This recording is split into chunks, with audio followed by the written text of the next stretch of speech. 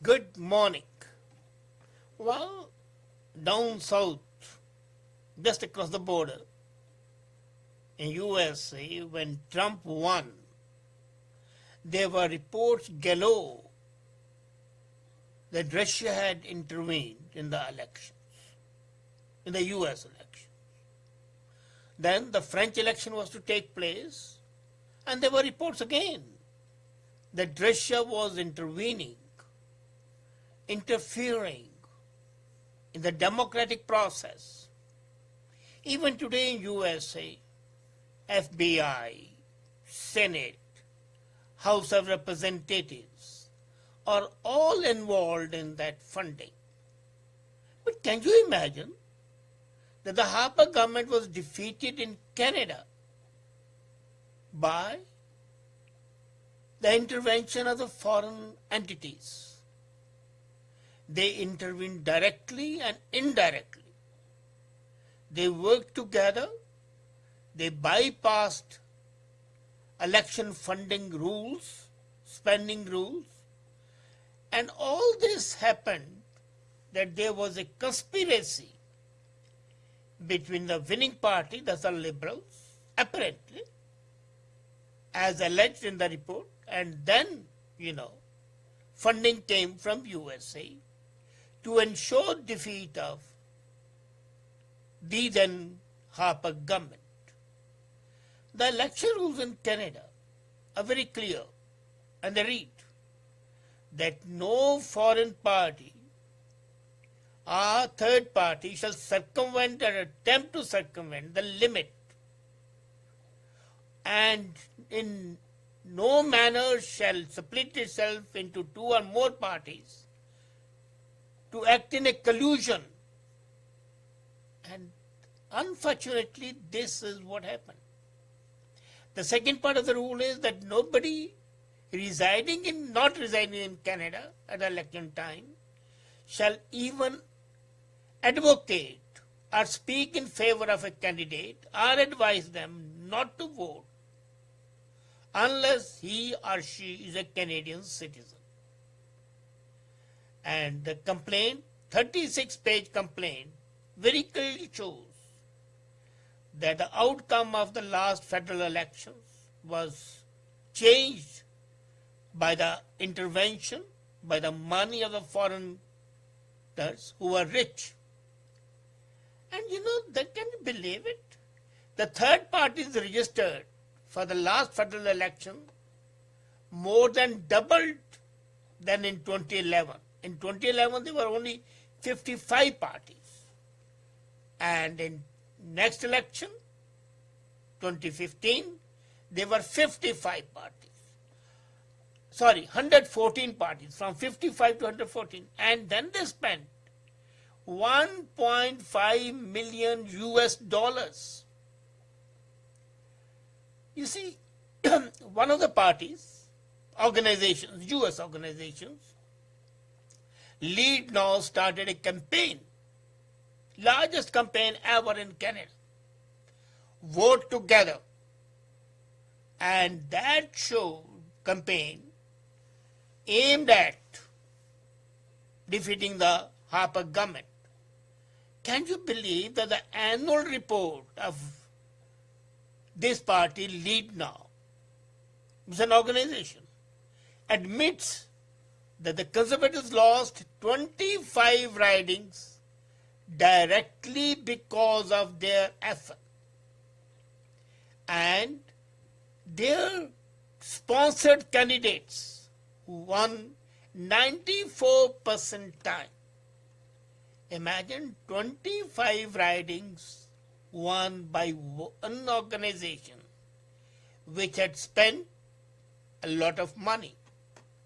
There's another organization, Tide, and the Tide Foundation is basically an anti-oil organization, so indirectly it's an anti-national organization because oil is a major staple of our exports. And Tide Foundation donated $1.5 million to defeat the then Harper government. can you believe one of the seats, Calgary Centre was lost by just 750 votes. Another guy, John Oliver, lost, for example, by 5,000 votes. And that was all because of Lead Now.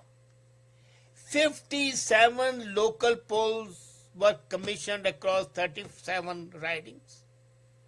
And that made the Liberal candidates won.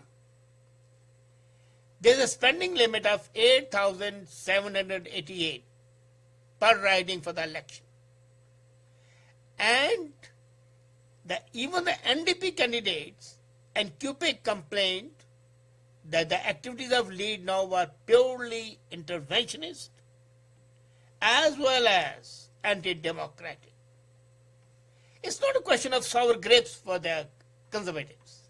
It's not a partisan issue. It's a question that the whole democratic system has been subverted by two organizations which intervene in Canadian elections. And the same thing what the Americans are cribbing about Trump. Here, at least in Trump's case, Russia did not spend a single penny. There has been no complaint as yet. But here, clearly the money has come. And those parties have admitted that. So I was talking about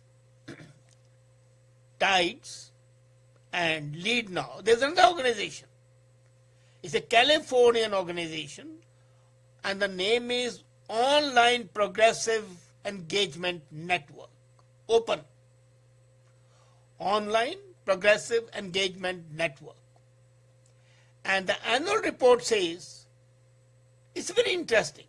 They admitted not only have they done something illegal, but they are proud of having done that. And the annual report ends with these lines. We ended the year with a Canadian campaign that moved the needle during the national elections, contributing greatly to ousting the Conservative Harper government. Can anything be more insidious and more troublesome? That the country where people were happy with the government ruling for the 11 years was ousted by these organizations acting in a conspiracy to remove that government. So these elections need to be investigated by the Public Prosecution Service of Canada. But would somebody do it? It has been admitted on April 13 that it was illegal. You see, you as a Canadian can donate only $1,550 to any political party or candidate. And corporate donations are banned completely. And yet, here there are two organizations which have donated and contributed $12 million and $1.5 million, and that's nobody checks up. Now come to the major issue. Can we stop it? Yes. As a matter of fact, the law should be amended, and it should be made obligatory on the Public Prosecutor's Department and the Ombudsman and the Election Commission that as soon as this report emerges, Public Prosecution Services should start the inquiries. And it should be a time-bound inquiry, not which drags on, and the report comes after the government which has been elected crosses its tenure. I'm not blaming any political party at present, I'm blaming the foreign intervention. But the recipient of the benefit of this intervention must not be allowed to enjoy the fruits of this anti-national and illegal foreign activity. Their party should not only be blacklisted and stopped from contesting elections for at least 6 years. That means 2 elections they should not be allowed to contest. This would make those political parties more careful, and this sort of insidious action would be stopped. Secondly, the point to be considered is, if this can happen in a country like USA, where the law and order authorities like FBI and CIA and the checks and balances by the Senate and the House of Representatives are so strong, if this can happen in Canada, where by and large the majority of the people and the political leaders are honest, then what would happen in countries like Pakistan, India, Sri Lanka, Myanmar, and so on and so forth? The list goes on and on. Would those countries not be subject to intervention and thereby violating their sovereignty? As a matter of fact, when the government is ousted, and a government which is brought in as a result of foreign intervention cannot be loyal to the country to which it belongs.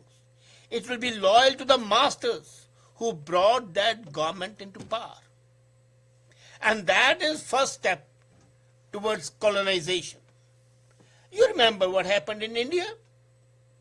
East India Company came and they made one king fight another, and the winner was always beholden to, grateful to the East Indian Company for having made him the king.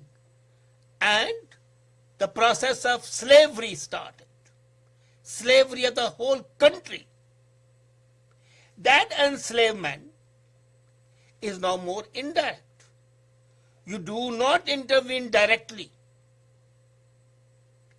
but you impose a government which is your spokesman, which is your mouthpiece.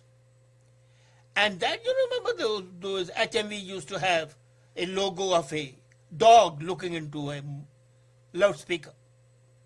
That sort of a thing would happen, and the political leaders would eventually, not today, but there's always a possibility that they'll become the spokesman of the foreign interventionists. Those people who are spending money from abroad have no national interest at heart. They have either the political ambition or economic ambition. And if they are normal and legal, then they should not have to do or act the way they are acting. Lobbying firms are there, and in Canada, lobbying is a legal activity, unlike in many countries.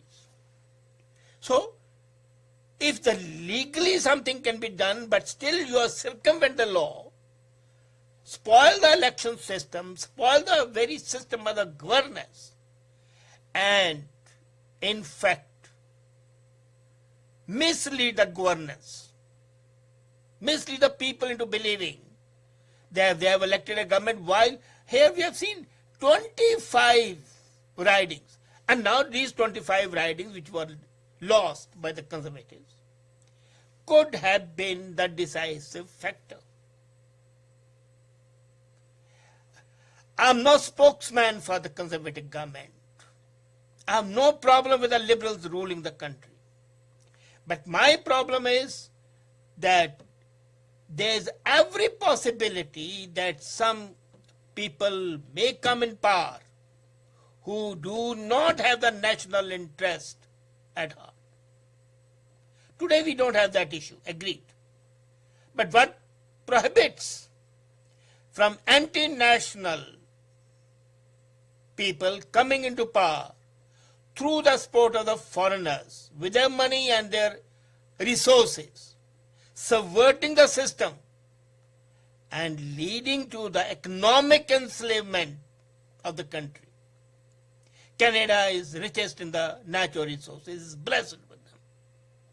Suppose the government comes which plays ducks and drakes with our resources, Today the export of water, for example, is banned. I'm just giving you one example.